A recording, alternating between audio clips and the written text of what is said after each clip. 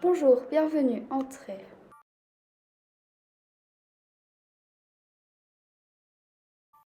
Comme vous avez pu le lire, le corps de Julia a disparu. C'est pourquoi nous avons de nouveau fait appel à vous afin de nous aider à le retrouver. Quand nous sommes revenus chez nous, nous avons découvert plusieurs indices dissimulés dans la maison et nous avons besoin de votre aide afin de les comprendre. Suivez-moi.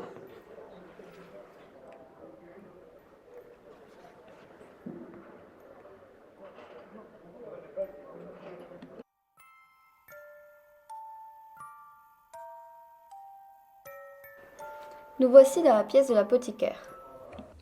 Chers amis, l'histoire que vous allez découvrir va peut-être vous sembler familière, car cette histoire, c'est celle de Julia.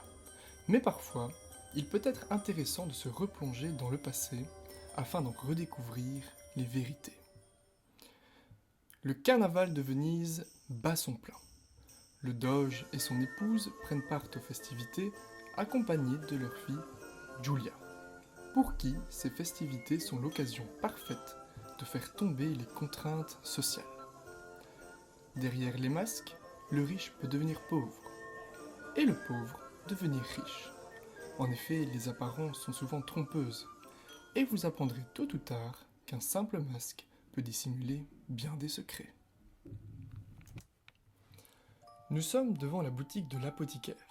Son tenancier, comme tous les Vénitiens, portait un magnifique masque. Celui-ci avait la particularité d'arborer des perles dorées.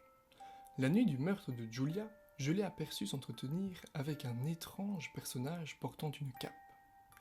L'apothicaire lui a tendu un drôle de flacon au contenu mystérieux.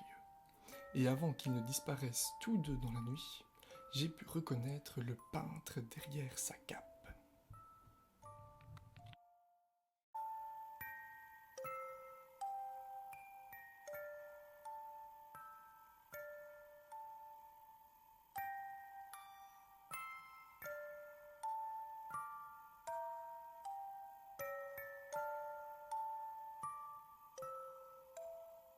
Là se trouve notre buanderie ainsi que notre salon de thé.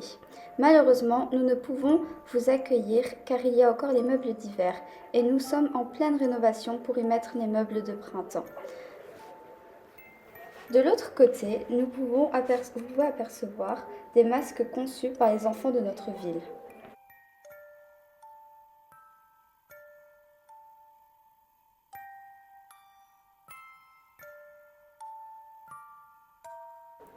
Nous voici maintenant devant la table de la voyante, où il y a le second indice. Plus tard dans la soirée, Giulia, encore en vie, flânait seule le long du grand canal de Venise. Une gondole s'arrêta à son niveau. À son bord se trouvait une jeune femme portant un masque légèrement fendu. Les deux damoiselles voguèrent alors un moment sur l'eau. Et bien que leur échange restait inaudible, on devinait que leur discussion était grave. Ce n'est que lorsque l'inconnu a prononcé cette phrase que j'ai reconnu la voix de la voyante. La vérité se trouve derrière le masque. Nous allons arriver au dernier étage de notre demeure.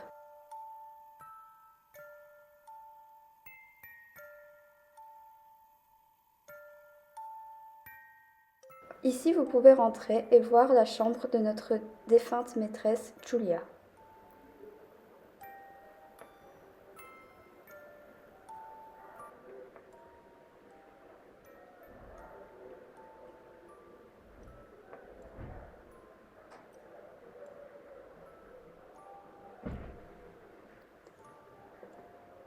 Étant donné que nous sommes à Venise, nous avons évidemment notre chapelle dans notre demeure. Vous pouvez également y voir le troisième indice.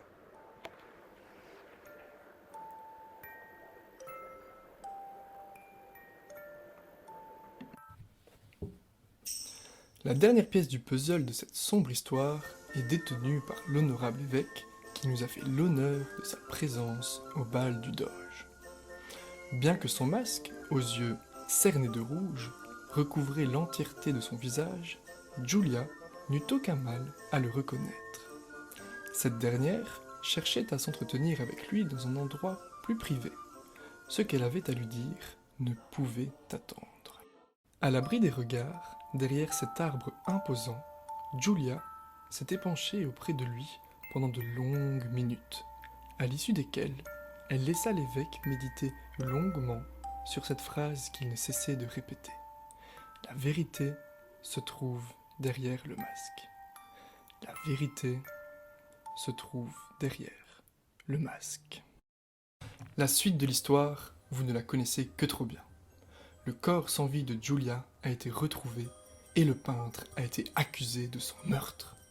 Mais alors que nous pensions tous les masques tombés, une nouvelle tragédie s'abattit sur le doge et son épouse lorsqu'ils découvrirent que le corps de leur fille avait disparu. Je vais maintenant vous amener voir les maîtres de la maison. Ah, vous êtes là? Merci infiniment d'être venu nous aider à résoudre cette enquête.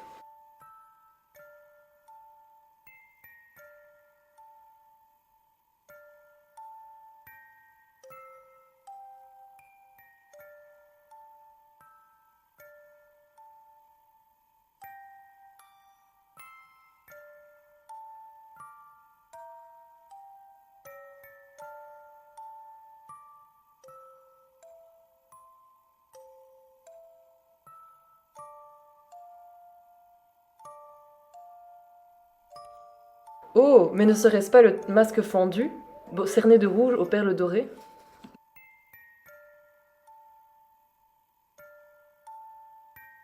Oh, mais qu'est-ce que c'est?